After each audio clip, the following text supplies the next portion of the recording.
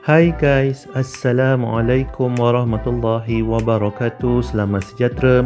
Bertemu lagi dalam channel Cikgu Fazli Handsome. Okey, untuk video kali ini kita akan kembali menyambung pembelajaran kita untuk bahagian yang ketiga, bab 5 matematik tingkatan 2 iaitu bulatan. Okey, kita masih lagi berada dalam bahagian C iaitu lilitan dan luas bulatan, dan kita akan mempelajari bahagian yang ketiga ataupun perkara yang ketiga dalam video ini iaitu menentukan panjang lengkuk bulatan. Okey, macam mana cara kita nak menentukan panjang lengkuk satu bulatan? Okey, kita boleh tentukan melalui rumus panjang lengkuk sama dengan θ per 360 darjah darabkan dengan 2 pi j. Okey, contoh yang pertama, hitung panjang lengkuk diberi θ sama dengan 40 darjah, jejari sama dengan 14 cm, pi sama dengan 22 per 7. Okey, senang saja, kita hanya masukkan nilai-nilai yang diberikan ke dalam rumus. Okey, so panjang lengkuk sama dengan θ per 360 darjah darab 2 pi j. So θ-nya berapa? θ-nya 40 darjah perkan dengan 360 darjah darabkan 2 pi berapa diberi? 22 per 7. J nya berapa? J nya 14. Okey, kita boleh terus kira dengan menggunakan kalkulator. Okey, 40 per 360 darab 2 kurungan 22 per 7 tutup kurungan darab 14. So jawapannya berapa? 9.77. Kalau kita bundarkan jadi 9.78 cm. Okey, so kita dah siap menyelesaikan contoh yang pertama. Okey, sekarang kita tengok pula contoh yang kedua. Okey, sekarang kita tengok contoh yang kedua pula. Contoh yang kedua, cari nilai X diberi pi sama dengan 22 per 7. Okey, tengok pada gambar ni. Okey, 21 cm ni ialah jejari. Okey, 16.5 ni ialah panjang lengkuk minor. Dan X ni ialah pseudosektor minor. Okey, sekarang kita masih menggunakan rumus yang sama. Okey, iaitu panjang lengkuk sama dengan θ per 360 darjah darab 2 pi j. Okey, kemudian kita masukkan nilai-nilai yang di dalam soalan ke dalam rumus. Panjang lengkuk ialah 16.5. θ tak tahu, kita wakilkan huruf apa? Dengan huruf X. X perkan dengan 360 darjah darabkan 2 pi ialah 22 per 7 seperti yang diberi dalam soalan, dan C ialah 21. Okey, kita terus menggunakan kalkulator. 16.5 alpha calc. Okey, kemudian alpha X per 360 darjah.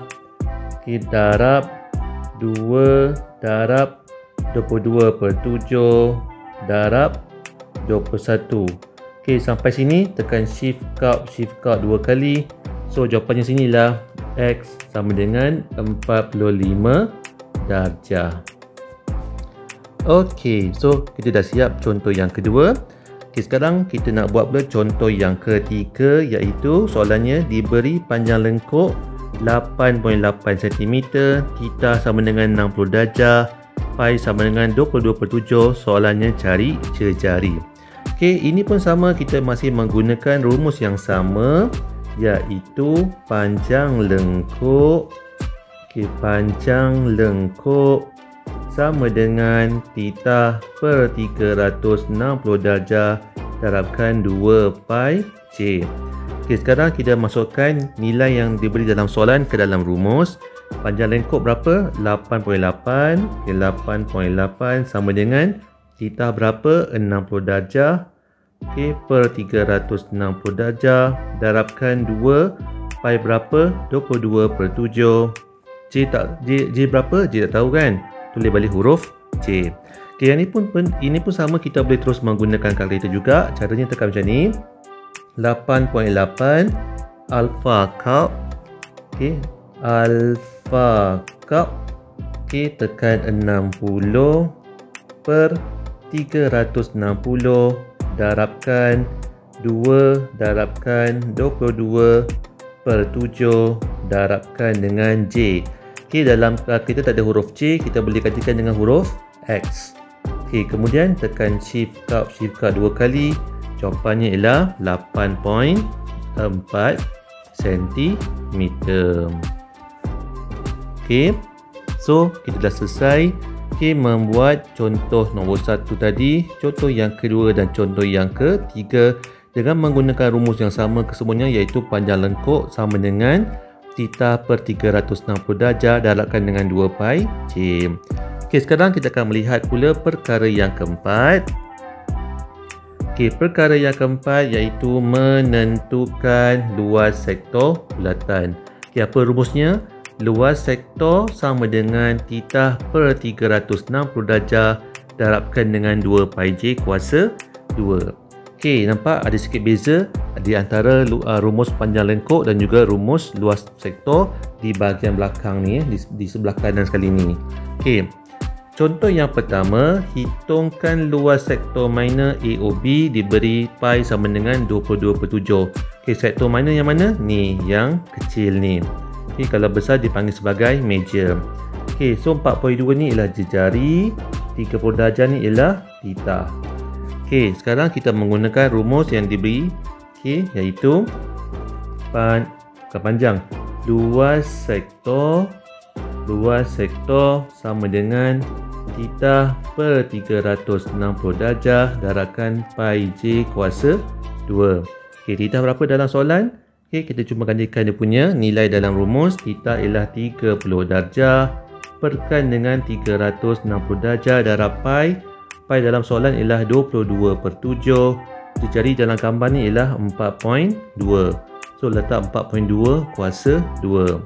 Okey, so terus gunakan kalkulator. 30 per 360 darabkan dengan 22/7 darabkan dengan kurungan 4.2 tutup kurungan kuasa 2 tekan sama dengan jawapannya ialah 4.62 sentimeter persegi. Sebab dia luas. Luas mesti ada persegi. So kita dah siap buat contoh yang pertama. Sekarang kita pula nak tengok contoh yang kedua. Contoh yang kedua, hitung nilai theta diberi pi sama dengan 22/7. Dalam gambar 6.3 ni ialah jejari. Kalau tak tahu kita tulis kat sini, ni ialah jejari. Theta tak tahu. Ini bermaksud 27.72 ni bermaksud luas sektor. Luas sektor. Sekarang tugas kita nak mencari theta ni berapa. So macam biasa kita tulis rumus dulu. Luas sektor sama dengan theta per 360 darjah darabkan pi j kuasa 2. Theta nya berapa tak tahu. Luas sektornya berapa? Tukar pen kejap. Luas sektornya ialah 27.72. Theta tak tahu, tulis balik theta per 360 darjah darab pi berapa diberi dalam soalan? 22/7 darabkan jejari berapa? 6.3 kuasa 2. Darab 6.3 kuasa 2 darab 22/7 darab 6.3 kuasa 2. Yang ni pun sama, kita boleh terus menggunakan kalkulator. Caranya macam ni, 27.72 alpha calc. Theta kita boleh gantikan dengan alpha x perkan 360 darab 22/7 darabkan dengan 6.3 kuasa 2. Tekan shift kap 2 kali. Kalau kalkulator biasa, jawapannya ialah theta ialah 80 darjah. Jangan tulis huruf X pula. Walaupun dalam kalkulator tulis huruf X, tapi dalam soalan dia suruh cari nilai theta. So kita guna pakai simbol theta. So kita dah buat contoh yang pertama dan juga contoh yang kedua.